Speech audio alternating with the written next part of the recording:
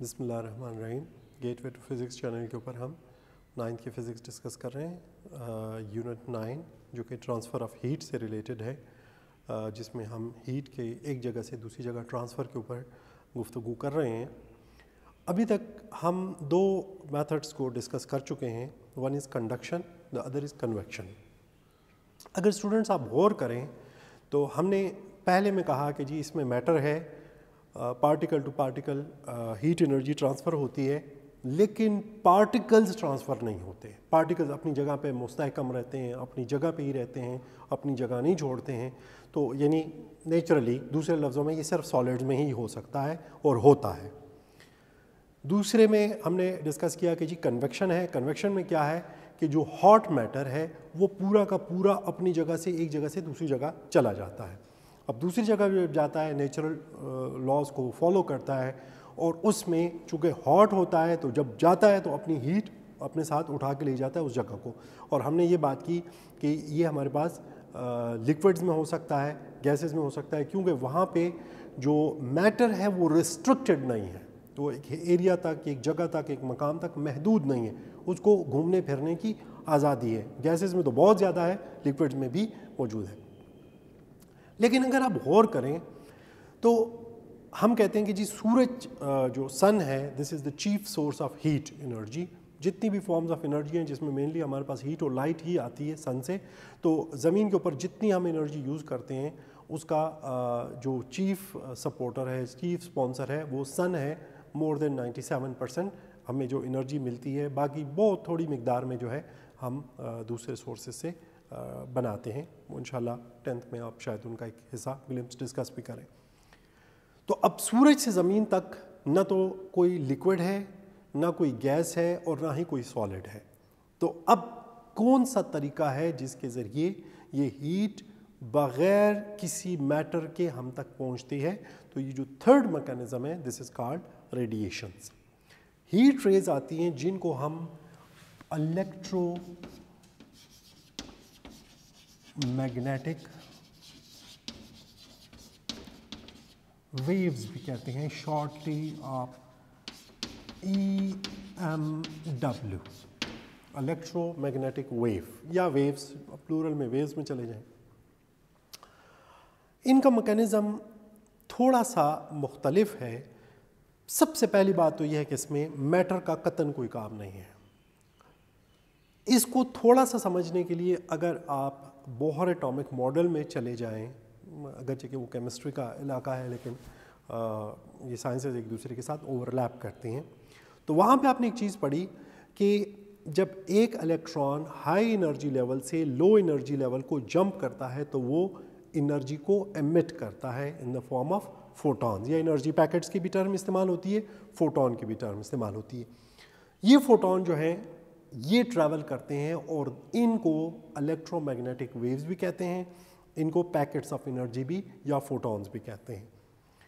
फिर इन फोटॉन्स की, इन electromagnetic waves की बहुत बड़ी रेंज है। इसमें हीट भी है, इसमें लाइट भी है, इसमें एक्सरे भी है।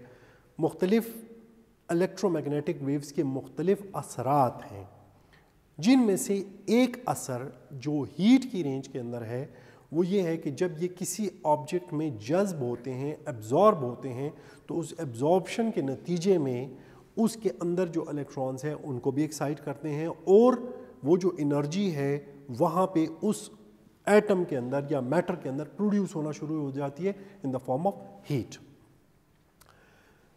हम इससे ज़्यादा तफसील में नहीं जाएंगे क्योंकि वो हमारे दायरे कार से बाहर निकल जाएगी, हमारे स्पेक्ट्रम हमारी रेंज से बाहर होगी और उसकी अननेसेसरी इंफॉर्मेशन हो जाएंगी। अब वो मेथड जिसमें किसी किस्म का मैटर यूज़ नहीं होता और हीट जो है हम तक रेडिएशंस या रेज, ये दोनों लफ्ज़ इंटर कन्वर्टेबल हैं जिनको हम यूज़ करते रहते हैं, उनकी फॉर्म में पहुंचती है, हम उनको रेडिएशंस कहते हैं। So radiation is the third form of heat transfer in which no matter is required, the heat transfer from one point to another point with the help of electromagnetic waves or photons or radiations। यानी ये तीनों लफ्ज़ equivalent हैं और ये हम इनको इस्तेमाल करते रहते हैं। अब मैंने एक बात कही कि मैंने कहा कि जी एब्जॉर्ब हो जाते हैं और उस एब्जॉर्प्शन के नतीजे में हमारे पास उस बॉडी के अंदर वो हीट को प्रोड्यूस कर देते हैं। वो मैकेनिज्म कुछ ना कुछ आई होप कि आपकी समझ में आ गया होगा। तो अब हमारे पास कुछ गुड एब्जॉर्बर्स हैं और जो गुड नहीं है तो वो फिर बैड या पुअर एब्जॉर्बर्स भी हम कह सकते हैं। अब naturally we refer to large extent हम बात कलर्स के ऊपर ले जाते हैं। ब्लैक या डल कलर्स,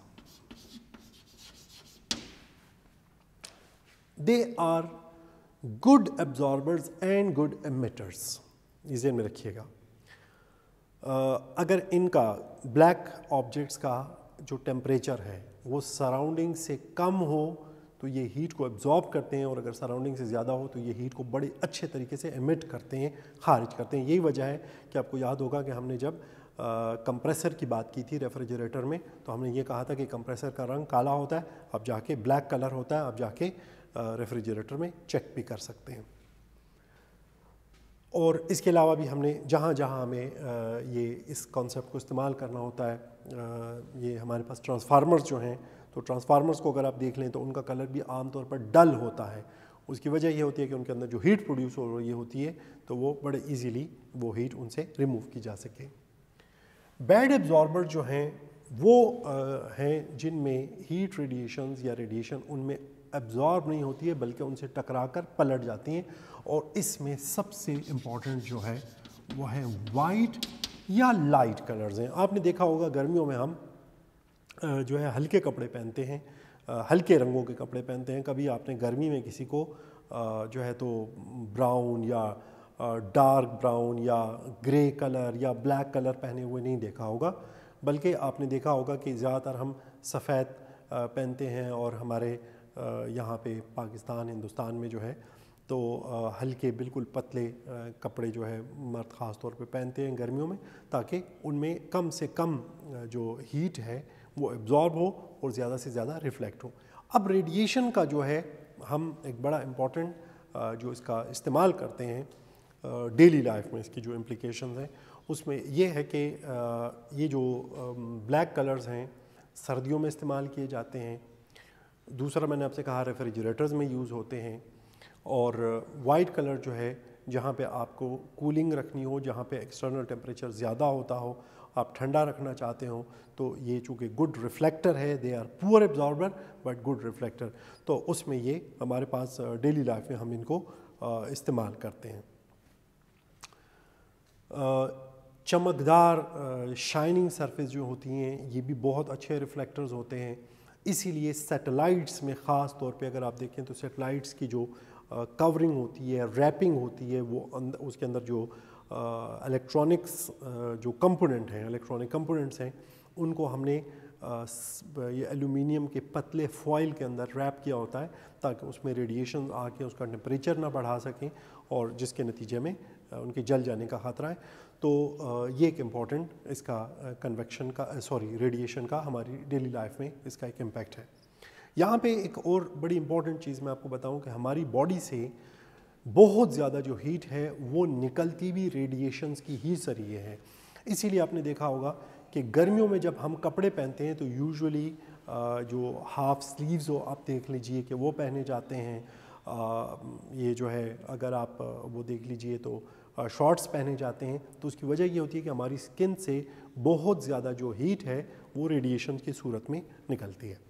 अब यहाँ पे मैं एक इम्पॉर्टेंट इसका जो हमारे एनवायरनमेंट में चीज़ है ग्रीन हाउस इफेक्ट, मैं चंद मिनट इसके ऊपर गुफ्तगू करना चाहूँगा। ये आपके कोर्स में भी है, ये पूरा टॉपिक है, लेकिन मैं इसको रिस्ट्रिक्ट करना चाहूँगा चंद मिनट के अंदर ताकि मतलब की बात भी हो जाए और आपका टॉपिक भी कवर हो जाए। नॉर्मली जो हमारी अर्थ है उसकी मैकेनिज़्म ये है कि ये सन है, सन से इसके ऊपर हीट आती है, ये हीट को एब्जॉर्ब करके गर्म हो जाती है। जब ये चक्कर काटती है ये हिस्सा रात में इधर पहुंच जाता है, तो यहाँ पे ये जो आधा जो डार्क हिस्सा होता है ये रात में क्या होता है कि इससे हीट निकलती है और स्पेस में ये हीट चली जाती है, जिसके नतीजे में जब सुबह होती है تو وہ جو ہم جو انگلش کے ایسیز میں پڑھتے تھے مارننگ واک اور صبح کی جو ٹھنڈی ٹھنڈی ہواؤں کی بات پڑھتے تھے وہ یہ ہوتا تھا. اب انسان نے زمین کے اوپر جو انڈسٹریلائزیشن ہوئی ہے, جو بہت زیادہ فاسل فیول کا استعمال ہوا ہے, جتنے بھی فیکٹرز ہیں, درخت کٹ گئے ہیں, کاربن ڈائی آکسائڈ ایمیشن بڑھ گیا ہے. کاربن ڈائی آکسائڈ نے کیا کیا ہے کہ زمین کے گرد ایک تھک سا ہر وقت قائم رہنے والا, ضروری نہیں ہے کہ ہر جگہ پہ ایک جتنا تھک ہو, لیکن ایک کلاؤڈ ہمارے پاس زمین کے گرد یا اپر ایٹماسفیئر تھوڑا سا تقریباً 100 سے لے کر 150 فٹ کی زمین سے ہائٹ کے اوپر یہ جو کلاؤڈ ہے کاربن ڈائی آکسائڈ کا یہ بننا شروع ہو گیا. اب یہ کلاؤڈ کرتا کیا ہے؟ ہمارے پاس اگر آپ نے دیکھا ہوگا ایک ٹینٹ لائک سٹرکچر ہوتی ہے جن کو ہم گرین ہاؤسز کہتے ہیں, جہاں پہ یہ چھوٹے چھوٹے پودے اگائے جاتے ہیں, نرسریاں. اب ان میں ہوتا کیا ہے, ان کی پلاسٹک کی شیٹ ہوتی ہے which is usually green, not always but usually it is green. اس میں سے ہوتا یہ ہے کہ سورج سے جو ہمارے پاس ریڈیشنز آ رہی ہوتی ہیں ان میں انرجی ہائی ہوتی ہے. یہ یاد رکھیے گا کہ انرجی کا جو فارمولا ہے وہ E=hf یا h انٹو فریکوینسی ہے. اگرچہ یہ ٹرم اپنے 10th میں زیادہ ڈسکس کرنی ہے تو وہیں پہ زیادہ اچھا لگے گا. جتنی فریکوینسی زیادہ ہوگی اتنی انرجی بھی زیادہ ہوگی. میں یہاں پہ صرف اس حد تک آپ کو رکھنا چاہوں گا. اب سورج سے جو آ رہی ہوتی ہے اس کی فریکوینسی بہت زیادہ ہوتی ہے, سو وہ بہت پتلی ان میں سے گزر جاتی ہیں, ان پلاسٹک شیٹس میں سے. لیکن جو پودے سے رات کو ہیٹ نکلتی ہے وہ بہت لو انرجی کی ہوتی ہے, تو اس کی فریکوینسی کم اور ایمپلیٹیوڈ بڑا ہوتا ہے. اسی وجہ سے وہ ادھر سے گزر نہیں سکتی بلکہ ٹکرا کر واپس پلٹ جاتی ہے. تو اگر آپ اس ٹینٹ کو دیکھیں گے تو یہ آپ کو گرم ملے گا. باہر اوس پڑ رہی ہوگی, خنکی ہوگی, ٹھنڈک ہوگی, لیکن یہ گزارا کر رہا ہوگا. یہی اثر ہمارے لیے یہاں پہ کاربن ڈائی آکسائڈ نے پیدا کر دیا. اب یہ جو کاربن ڈائی آکسائڈ کی تھک لیئر بن گئی ہے اس کا نتیجہ یہ ہوا ہے کہ یہ جو ہیٹ رات کو ریڈیٹ ہو جاتی تھی, زمین ٹھنڈی ہو جاتی تھی, پھر دن میں سورج چمکتا تھا, پھر گرم ہوتی تھی, تو کوئی ایسا ہیٹ یا جو ہمارے پاس ہیٹ انرجی تھی وہ اس میں انکریز نہیں ہو رہا تھا. ان ہوتا تھا, آؤٹ ہوتا تھا, بیلنس ہو جاتا تھا. اب مسئلہ کیا ہو گیا ہے کہ یہ جو ریڈیشنز ہیں یہ نکلتی ہیں اور ٹکرا کر واپس آ جاتی ہیں.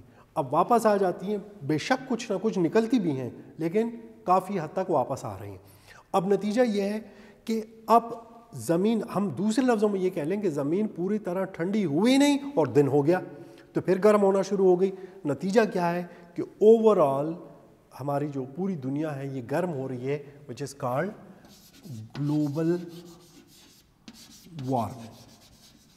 گلوبل وارمنگ کتنی خطرناک ہو سکتی ہے یہ ابھی ہم انسان شاید پوری طرح اس کا اندازہ بھی نہیں لگا سکتے, لیکن سادہ لفظوں میں ہم یہ کہہ سکتے ہیں کہ ساحلی شہر وہ بالکل ختم ہو جائیں گے, صفحہ ہستی سے مٹ جائیں گے, لاکھوں کروڑوں کے قریب لوگ بے گھر ہو جائیں گے, صاف پانی کے ذخائر ختم ہو جائیں گے. تو یہ ساری چیزیں ہیں جو کہ گرین ہاؤس افیکٹ کے نتیجے میں گلوبل وارمنگ پیدا ہو رہی ہے, اور اس کے اوپر بہت زیادہ کام ہو رہا ہے, لیکن کام اتنا نہیں ہو رہا جتنی باتیں ہو رہی ہیں. اور یہی وجہ ہے کہ action speak louder than word. تو ایکشن کے لحاظ سے اگر آپ دیکھیے تو کچھ بھی نہیں ہے, باہر طور آپ اس پہ سوچیے اور اس کے اوپر مزید بھی کافی چیزیں آپ ایکسپلور کر سکتے ہیں. But this is enough for radiation. Thank you very much.